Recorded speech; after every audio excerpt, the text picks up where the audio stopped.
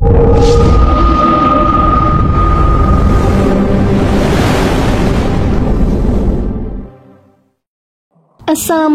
warahmatullahi wabarakatuh. Kembali lagi bersama channel YouTube Kepoin Islam. Apa kabar sahabat Islam semuanya? Semoga selalu dalam lindungan Allah Subhanahu wa taala. Sahabat Kepoin Islam yang beriman, kala kaum Kipti terus-menerus berada dalam pengingkaran, kesewenang-wenangan dan pembangkangan karena mengikuti raja mereka, Fir'aun, menentang Nabi, Rasul dan Kalimullah, Musa bin Imran, Allah menegakkan hujah-hujah besar dan mengalahkan kepada seluruh penduduk Mesir. Allah perlihatkan hal-hal luar biasa yang mencengangkan pandangan dan akal. Namun, mereka tetap saja tidak mau berhenti berbuat jahat, enggan melepaskan diri dari keburukan, dan tidak mau kembali ke jalan yang benar. Tidak ada yang beriman di antara mereka, selain hanya segelintir orang saja. Ada yang menyebut 3 orang, mereka adalah istri Fir'aun. Ahli kitab tidak mengetahui berita tentang istri Fir'aun ini. Orang mukmin dari keluarga Fir'aun, seperti yang telah disebutkan sebelumnya, tentang bagaimana ia memberikan penjelasan, nasihat, saran, dan hujah kepada Fir'aun dan golongannya. Dan seseorang yang memberi nasihat yang bersegera datang dari ujung kota, lalu berkata kepada Musa, "Wahai Musa, sesungguhnya para pembesar negeri sedang berunding tentang engkau untuk membunuhmu. Maka keluarlah dari kota ini, sesungguhnya aku termasuk orang-orang yang memberi nasihat kepadamu." Quran Surah Al-Qasas ayat 20. Ibnu Abbas mengatakan, seperti yang diriwayatkan Ibnu Abi Hatim, maksudnya selain para tukang sihir, karena mereka berasal dari kaum Kipti. Pendapat lain menyebutkan, ada sekelompok orang Kipti di antara kaum Fir'aun yang beriman kepada Musa. Seperti itu juga para tukang sihir dan seluruh suku bangsa Bani Israel. Pendapat ini diperkuat firman Allah Subhanahu wa taala, maka tidak ada yang beriman kepada Musa selain keturunan dari kaumnya dalam keadaan takut bahwa Fir'aun dan para pemuka kaumnya akan menyiksa mereka. Dan sungguh Fir'aun itu benar-benar telah berbuat sewenang-wenang di bumi dan benar-benar termasuk orang yang melampaui batas. Quran Surah Yunus ayat 83.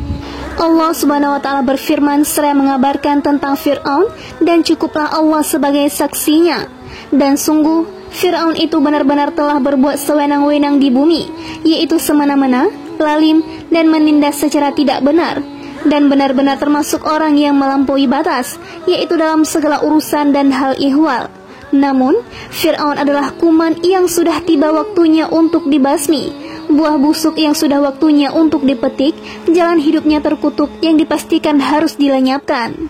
Saat itu Musa berkata, "Wahai kaumku, apabila kamu beriman kepada Allah, maka bertawakallah kepadanya. Jika kamu benar-benar orang muslim atau berserah diri." Lalu mereka berkata, "Kepada Allah lah kami bertawakal. Ya Rob kami, janganlah engkau jadikan kami sasaran fitnah bagi kaum yang zalim, dan selamatkanlah kami dengan rahmatmu dari orang-orang kafir." Quran Surah Yunus ayat 84-86. Musa memerintahkan kaumnya untuk berserah diri kepada Allah, memohon pertolongan dan berlindung kepadanya. Mereka menjalankan perintah itu, lalu Allah memberikan jalan keluar dari situasi yang mereka hadapi. Dan kami wahyukan kepada Musa dan saudaranya, "Ambillah beberapa rumah di Mesir untuk tempat tinggal kaummu, dan jadikanlah rumah-rumahmu itu tempat ibadah, dan laksanakanlah sholat serta gembirakanlah orang-orang mukmin." Quran Surah Yunus ayat 8. Allah mewahyukan kepada Musa dan saudaranya, Harun, untuk membuat rumah-rumah tersendiri bagi mereka, tidak seperti rumah-rumah kaum Kipti, agar mereka siap-siap pergi saat perintah Allah tiba, agar mereka semua saling mengenali rumah masing-masing. Firman-Nya, "Dan jadikanlah rumah-rumahmu itu tempat ibadah."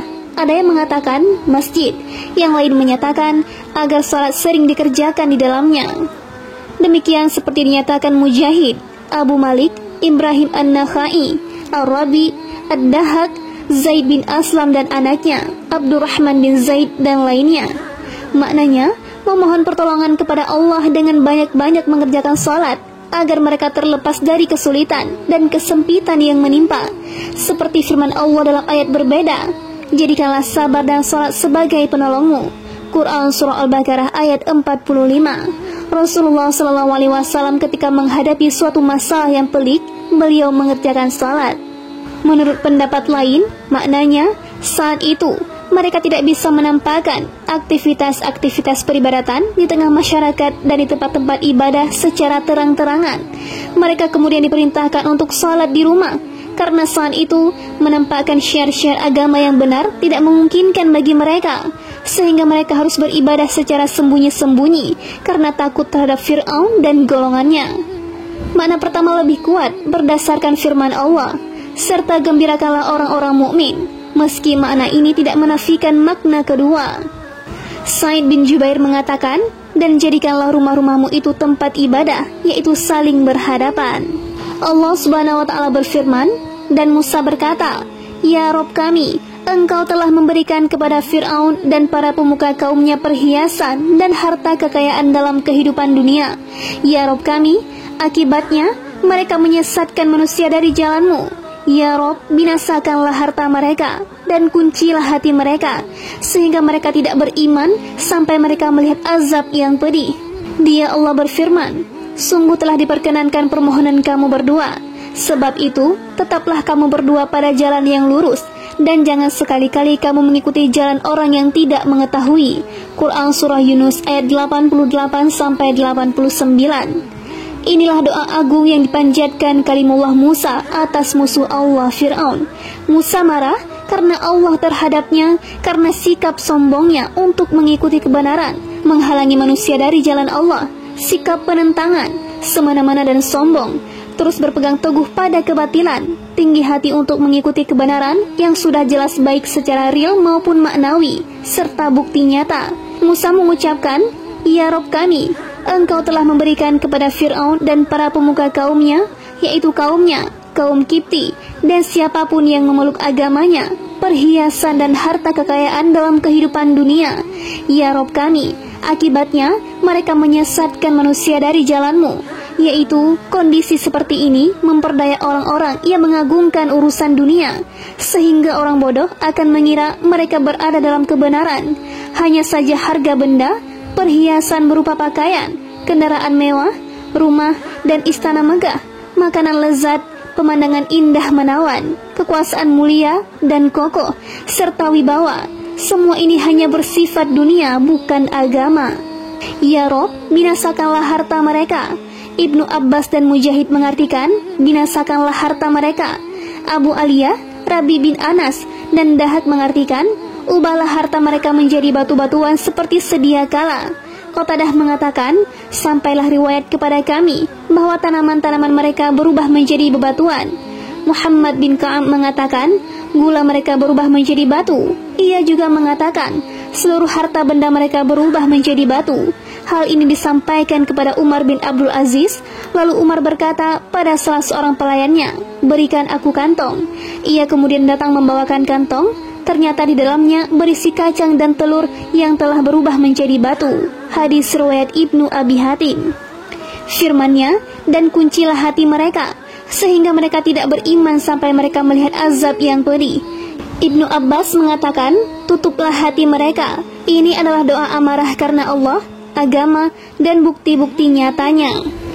Allah memperkenankan doanya, mengabulkan dan menerimanya, seperti doa Nuh atas kaumnya yang dikabulkan Allah. Ya Robku, janganlah engkau biarkan seorang pun di antara orang-orang kafir itu tinggal di bumi. Sesungguhnya, jika engkau biarkan mereka tinggal, niscaya mereka akan menyesatkan hamba-hambamu, dan mereka tidak akan melahirkan selain anak yang berbuat maksiat lagi sangat kafir. Quran Surah Nuh ayat 26-27. Karena itu, Allah berbicara kepada Musa saat ia mendoakan keburukan untuk Fir'aun dan golongannya. Harun mengamini doanya, sehingga Harun kedudukannya sama seperti orang yang berdoa. Dia Allah berfirman, sungguh telah diperkenankan permohonan kamu berdua. Sebab itu, tetaplah kamu berdua pada jalan yang lurus, dan jangan sekali-kali kamu mengikuti jalan orang yang tidak mengetahui. Para mufasir dan kalangan ahli kitab menuturkan, Bani Israel meminta izin kepada Fir'aun untuk ikut pergi merayakan hari raya mereka. Fir'aun dengan sinis mempersilakan mereka ikut pergi, tapi sebenarnya Bani Israel bersiap-siap untuk pergi meninggalkan Mesir. Cara ini dilakukan Bani Israel untuk mengelabui Fir'aun dan pasukannya, agar mereka bisa melepaskan diri dan pergi meninggalkan Fir'aun. Allah kemudian memerintahkan Bani Israel, menurut penuturan ahli kitab, untuk meminjam perhiasan dari kaum Kipti. Orang-orang Kipti meminjamkan banyak sekali perhiasan pada mereka. Bani Israel kemudian keluar pada malam hari. Mereka pergi dengan mengendap-endap menuju Syam. Saat Fir'aun mengetahui Bani Israel melarikan diri, ia sangat marah sekali. Ia langsung memobilisasi pasukan dan memerintahkan untuk mengejar dan menumpas mereka semua. Allah Subhanahu wa Ta'ala berfirman, dan kami wahyukan atau perintahkan kepada Musa, pergilah pada malam hari dengan membawa hamba-hambaku atau Bani Israel, sebab pasti kamu akan dikejar. Kemudian Fir'aun mengirimkan orang ke kota-kota untuk mengumpulkan bala tentaranya. Fir'aun berkata, sesungguhnya mereka Bani Israel hanya sekelompok kecil, dan sesungguhnya mereka telah berbuat hal-hal yang menimbulkan amarah kita, dan sesungguhnya kita semua tanpa kecuali harus selalu waspada. Kemudian kami keluarkan mereka, Fir'aun dan kaumnya, dari taman-taman dan mata air, dan dari harta kekayaan dan kedudukan yang mulia. Demikianlah, dan kami anugerahkan semua itu kepada Bani Israel. Lalu Fir'aun dan bala tentaranya dapat menyusul mereka pada waktu matahari terbit. Maka ketika kedua golongan itu saling melihat, berkatalah pengikut-pengikut Musa, kita benar-benar akan tersusul. Dia Musa menjawab, sekali-kali tidak akan tersusul. Sesungguhnya Robku bersamaku, dia akan memberi petunjuk kepadaku. Lalu kami wahyukan kepada Musa, pukullah laut itu dengan tongkatmu. Maka terbelahlah lautan itu, dan setiap belahan seperti gunung yang besar, dan di sanalah kami dekatkan golongan yang lain, dan kami selamatkan Musa dan orang-orang yang bersamanya. Kemudian kami tenggelamkan golongan yang lain. Sungguh, pada yang demikian itu terdapat suatu tanda kekuasaan Allah, tetapi kebanyakan mereka tidak beriman. Dan sesungguhnya Robmu dialah yang maha perkasa, maha penyayang. Quran Surah Asy-Syu'ara ayat 52-68. Ulama tafsir menuturkan, saat Fir'aun bergerak bersama pasukannya untuk mengejar Bani Israel, ia berada di tengah-tengah pasukan besar. Bahkan menurut salah satu sumber, kuda dalam pasukan ini berjumlah 100.000 ekor kuda berwarna hitam legam. Prajuritnya lebih dari 1.600.000 personil. Menurut salah satu sumber, Bani Israel berjumlah sekitar 600.000 prajurit, tidak termasuk anak-anak. Bani Israel menetap di Mesir selama 426 tahun. Terhitung saat mereka masuk ke negeri ini bersama ayah mereka, Israel atau Ishak, dan keluar bersama Musa. Fir'aun dan pasukannya mengejar Bani Israel yang dipimpin Nabi Musa. Mereka berhasil menyusul saat matahari terbit. Kedua kubu saling melihat dengan jelas. Masing-masing melihat kubu lawannya dan memastikan memang benar. Tidak lagi tersisa kesempatan apapun selain perang, perdebatan, atau pembelaan. Saat itulah kaum Musa dengan takut mengatakan, kita benar-benar akan tersusul, karena mereka terjepit. Tidak ada lagi jalan selain menerjang lautan, dan itu tentu tidak bisa dilakukan siapapun. Sisi kanan dan kiri ada gunung tinggi menjulang, sementara Fir'aun telah menutup jalan dan berhadapan dengan mereka. Bani Israel melihat Fir'aun dengan pasukannya yang begitu banyak dan bersenjata lengkap. Saat itu mereka benar-benar takut pada Fir'aun, karena mereka selalu diperlakukan hina dan diperdaya di bawah kekuasaannya. Mereka mengadu kepada Nabi Allah apa yang mereka saksikan dan apa yang mereka lihat.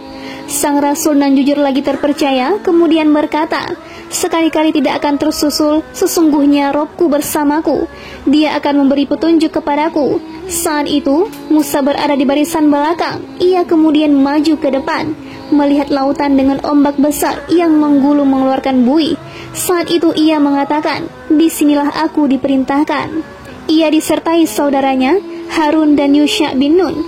Ia saat itu tergolong salah seorang pemimpin, ulama, dan tokoh ahli ibadah di antara mereka. Allah mewahyukan kepadanya dan menjadikannya sebagai seorang nabi setelah Musa dan Harun, seperti yang akan kami sampaikan berikutnya insya Allah. Seorang mukmin dari keluarga Fir'aun juga ikut serta bersama golongan Musa. Fir'aun dalam seluruh pasukannya saat itu berdiri, sementara seluruh Bani Israel berdiam diri. Menurut salah satu sumber, orang mukmin dari keluarga Fir'aun menerjang lautan berkali-kali dengan mengendarai kuda.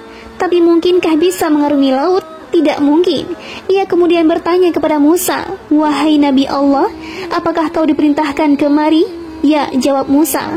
Kala situasi kian genting, gawat, dan Fir'aun beserta seluruh pasukannya mendekat dengan kesungguhan hati, diperkuat dengan persenjataan, juga dengan amarah dan kedengkian. Penglihatan tidak menetap mengarah ke satu tujuan, dan hati naik menyesak sampai ke tenggorokan. Saat itulah yang Maha Penyantun lagi kuasa, Rabb Azza wa Jalla, mewahyukan kepada Musa, pukullah laut itu dengan tongkatmu. Saat Musa memukulkan tongkat ke laut, menurut salah satu sumber, Musa mengatakan, terbelahlah dengan izin Allah. Ada yang mengatakan, Musa memanggil laut dengan kunyah Abu Khalid. Allah Subhanahu wa Ta'ala berfirman, pukullah laut itu dengan tongkatmu, maka terbelahlah lautan itu, dan setiap belahan seperti gunung yang besar. Ada yang menyebutkan, lautan terbelah menjadi 12 jalan, setiap keturunan satu suku melewati jalan tersendiri. Bahkan ada yang menyatakan, di dalam lautan juga terdapat jaring agar mereka bisa melihat satu sama lain. Pernyataan ini perlu dikaji lebih jauh, karena air adalah materi transparan jika di baliknya ada cahaya yang menerangi. Air lautan berdiri tegak laksana gunung, terbelah oleh kuasa agung yang bersumber dari zat yang mengatakan kepada sesuatu, jadilah, maka jadilah sesuatu itu. Allah memerintahkan angin barat untuk menyapu kerikil-kerikil hitam lautan, hingga dasar laut berubah menjadi tanah kering yang tidak melekat pada kaki-kaki kuda dan hewan. Allah Subhanahu wa Ta'ala berfirman, dan sungguh telah kami wahyukan kepada Musa, pergilah bersama hamba-hambaku atau Bani Israel pada malam hari, dan pukullah atau buatlah untuk mereka jalan yang kering di laut itu. Engkau tidak perlu takut akan tersusul, dan tidak perlu khawatir akan tenggelam. Kemudian Fir'aun dengan bala tentaranya mengejar mereka, tetapi mereka digulung ombak laut yang menenggelamkan mereka. Dan Fir'aun telah menyesatkan kaumnya dan tidak memberi petunjuk. Quran Surah Taha ayat 77-79. Intinya, setelah kondisi lautan berubah sedemikian rupa atas izin Rabb yang maha agung dan maha keras siksanya, Allah memerintahkan Musa untuk melintas bersama kaumnya. Mereka segera turun melintas dengan senang. Mereka menyaksikan sebuah hal besar yang membuat mata tercengang dan memberikan petunjuk pada hati orang-orang mukmin. Setelah Musa bersama kaumnya melintas secara keseluruhan dan keluar dari lautan, saat itulah pasukan garis depan Fir'aun baru masuk.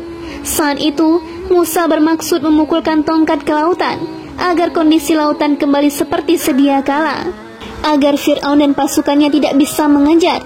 Tapi Allah yang maha kuasa dan pemilik keluhuran memerintahkan agar lautan tetap dibiarkan seperti itu, seperti yang Ia firmankan. Dan sungguh, sebelum mereka, kami benar-benar telah menguji kaum Fir'aun, dan telah datang kepada mereka seorang Rasul yang mulia, dengan berkata, serahkanlah kepadaku hamba-hamba Allah atau Bani Israel. Sesungguhnya, aku adalah utusan Allah yang dapat kamu percaya, dan janganlah kamu menyombongkan diri terhadap Allah. Sungguh, aku datang kepadamu dengan membawa bukti yang nyata. Dan sesungguhnya, aku berlindung kepada Robku dan Robmu dari ancamanmu untuk merajamku. Dan jika kamu tidak beriman kepadaku, maka biarkanlah aku memimpin Bani Israel. Kemudian Musa berdoa kepada Tuhannya, sungguh, mereka ini adalah kaum yang berdosa, segerakanlah azab kepada mereka. Allah berfirman, karena itu berjalanlah dengan hamba-hambaku pada malam hari. Sesungguhnya kamu akan dikejar, dan biarkanlah laut itu terbelah. Sesungguhnya mereka bala tentara yang akan ditenggelamkan. Betapa banyak taman-taman dan mata air yang mereka tinggalkan, juga kebun-kebun serta tempat-tempat kediaman yang indah, dan kesenangan-kesenangan yang dapat mereka nikmati di sana. Demikianlah, dan kami wariskan semua itu kepada kaum yang lain. Maka langit dan bumi tidak menangisi mereka, dan mereka pun tidak diberi penangguhan waktu. Dan sungguh, telah kami selamatkan Bani Israel dari siksaan yang menghinakan, dari siksaan Fir'aun. Sungguh, dia itu orang yang sombong, termasuk orang-orang yang melampaui batas. Dan sungguh, kami pilih mereka atau Bani Israel dengan ilmu kami di atas semua bangsa pada masa itu. Dan telah kami berikan kepada mereka di antara tanda-tanda kebesaran kami sesuatu yang di dalamnya terdapat nikmat yang nyata. Quran Surah Ad-Dukhan ayat 17-33. Firman-Nya, dan biarkanlah laut itu terbelah, yaitu tenang seperti kondisinya, jangan kau ubah. Demikian dinyatakan Abdullah bin Abbas, Mujahid, Ikrimah, Rabi, Dahab, Qatadah, Ka'am al-Ahbar, Simak bin Harb, Abdurrahman bin Zaid bin Aslam, dan lainnya. Saat Musa membiarkan lautan dalam kondisi terbelah dan Fir'aun tiba di tepi pantai, ia melihat sesuatu yang dahsyat. Kondisi ini membuatnya tercengang, dan ia tahu betul bahwa apa yang dilihatnya adalah pekerjaan Rabb Azza wa Jalla yang mulia, seperti halnya mujizat lain yang pernah ia lihat sebelumnya. Fir'aun berhenti dan tidak maju. Ia menyesal karena mengajar Bani Israel dalam situasi seperti ini, di saat penyesalan tiada lagi membawa guna. Namun, Fir'aun memperlihatkan sikap tangguh dan kuat di hadapan para pasukannya, dan memperlakukan mereka layaknya musuh. Jiwa kafir dan watak keji Fir'aun mendorong dirinya mengatakan kepada kaumnya yang ia perdaya, hingga patuh dan mengikuti kebatilannya. Lihatlah bagaimana lautan ini terbelah, agar aku bisa mengejar budak-budakku yang melarikan diri dari kekuasaanku, menyimpang dari ketaatanku, dan meninggalkan negeriku. Ia bersembunyi di barisan belakang dengan harapan bisa selamat. Mustahil ia bisa selamat, ia terlihat maju mundur. Para ahli tafsir menyebutkan, Jibril menampakkan diri dalam wujud seorang penunggang kuda perawan, lalu melintas di hadapan kuda jantan yang ditunggangi Fir'aun. Kuda yang ditunggangi Fir'aun meringik dan menghampiri kuda yang ditunggangi oleh Jibril. Fir'aun kemudian masuk ke dalam lautan hingga mendahului kuda dengan tangkas dan cepat. Fir'aun tidak punya kuasa untuk menghindarkan mara bahaya dari dirinya atau mendatangkan manfaat. Saat semua pasukan melihat Fir'aun telah mengarungi lautan, mereka segera menyusul hingga semuanya berada di lautan. Setelah bagian depan hendak mencapai tepi, Allah memerintahkan Musa melalui wahyu untuk memukul lautan dengan tongkat. Musa memukul lautan dengan tongkat, lautan kembali menyatu seperti sedia kala dan menenggelamkan mereka semua, tak seorang pun yang selamat. Allah mengabarkan tentang bagaimana Fir'aun didongkot orang-orang kafir Kipti tenggelam. Gelombang besar sesekali turun dan sesekali naik membawa Fir'aun. Bani Israel melihatnya dan juga pasukannya, seperti apa siksa dan petaka besar yang Allah timpakan kepadanya dan juga pasukannya, agar Bani Israel senang dan lega. Saat Fir'aun menyaksikan kematian dan mulai sekarat, ia kembali kepada jalan kebenaran dan bertobat, serta beriman perasaan keimanan tiada lagi membawa guna, seperti yang Allah sampaikan dalam ayat yang lain. Sungguh, orang-orang yang telah dipastikan mendapat ketetapan Rabb-Mu tidaklah akan beriman, meskipun mereka mendapat tanda-tanda kebesaran Allah, hingga mereka menyaksikan azab yang pedih. Quran Surah Yunus ayat 96-97. Allah Subhanahu wa Ta'ala berfirman, maka ketika mereka melihat azab kami, mereka berkata, kami hanya beriman kepada Allah saja, dan kami ingkar kepada sembahan-sembahan yang telah kami persekutukan dengan Allah. Maka iman mereka ketika mereka telah melihat azab kami tidak berguna lagi bagi mereka. Itulah ketentuan Allah yang telah berlaku terhadap hamba-hambanya, dan ketika itu rugilah orang-orang kafir. Quran Surah Ghafir ayat 84-85. Seperti itulah Musa mendoakan keburukan pada Fir'aun dan golongannya, agar harta benda mereka dibinasakan, hati mereka diikat, sehingga mereka tidak akan beriman hingga melihat siksaan yang pedih, yaitu ketika keimanan tidak lagi membawa guna bagi mereka, sekaligus sebagai penyesalan bagi mereka. Allah berfirman kepada Musa dan Harun saat keduanya mengucapkan doa tersebut, sungguh telah diperkenankan permohonan kamu berdua. Quran Surah Yunus ayat 89. Siksaan yang ditimpakan kepada Fir'aun dan pasukannya ini merupakan jawaban atas doa Musa dan saudaranya Harun.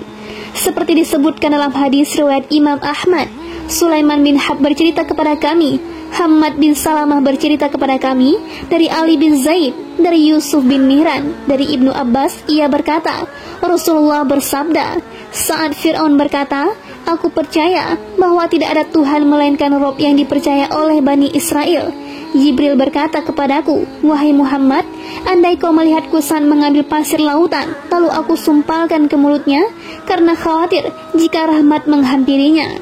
Juga diriwayatkan oleh At-Tirmizi, Ibnu Jarir, dan Ibnu Abi Hatim saat membahas ayat ini dari hadis Hammad bin Salamah. At-Tirmizi berkata, hadis ini hasan. Abu Daud At-Tayalisi menuturkan, Syu'bah bercerita kepada kami dari Adi bin Thabit. Sementara Atta meriwayatkan hadis ini dari Ibnu Sa'id, dari Sa'id bin Jubair, dari Ibnu Abbas, ia berkata, Rasulullah bersabda, Jibril berkata kepadaku, andai kau melihatku saat aku mengambil pasir lautan, lalu aku sumpalkan ke mulut Fir'aun, karena khawatir rahmat sampai kepadanya. Juga diriwayatkan At-Tirmizi dan Ibnu Jarir dari hadis Syu'bah. At-Tirmizi berkata, hadis ini hasan gharib sahih. Dalam salah satu riwayatnya, Ibnu Jarir mengisyaratkan hadis ini mauquf. Ibnu Abi Hatim menuturkan, Abu Sa'id Al-Asyuj bercerita kepada kami, Abu Khalid Al-Ahmar bercerita kepada kami, dari Umar bin Abdullah bin Ya'la Al-Thaqafi, dari Sa'id bin Jubair, dari Ibnu Abbas, ia mengatakan, saat Allah menenggelamkan Fir'aun, ia berisyarat dengan jarinya dan berkata dengan keras, aku percaya bahwa tidak ada Tuhan melainkan Rob yang dipercaya oleh Bani Israel.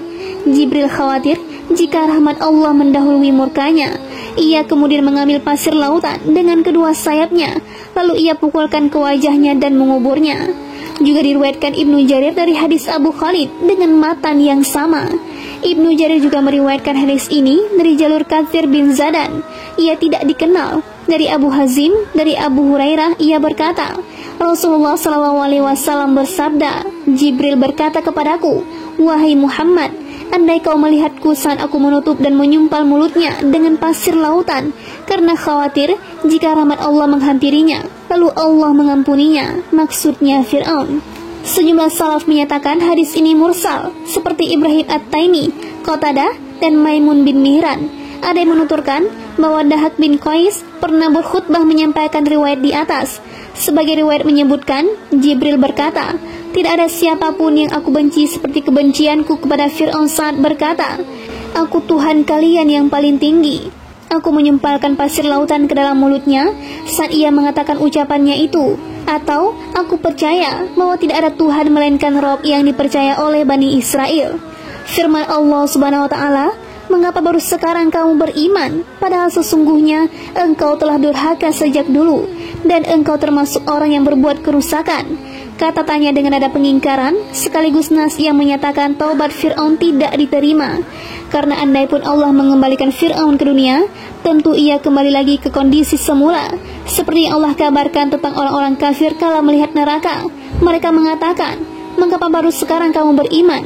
Allah berfirman, padahal sesungguhnya engkau telah durhaka sejak dahulu, dan engkau termasuk orang yang berbuat kerusakan. Quran Surah Al-An'am ayat 27-28. Firman-Nya, maka pada hari ini kami selamatkan jasadmu agar engkau dapat menjadi pelajaran bagi orang-orang yang datang setelahmu. Quran Surah Yunus ayat 92. Ibnu Abbas dan lainnya mengatakan, sebagian Bani Israel meragukan kematian Fir'aun. Bahkan ada yang menyatakan bahwa Fir'aun tidak mati.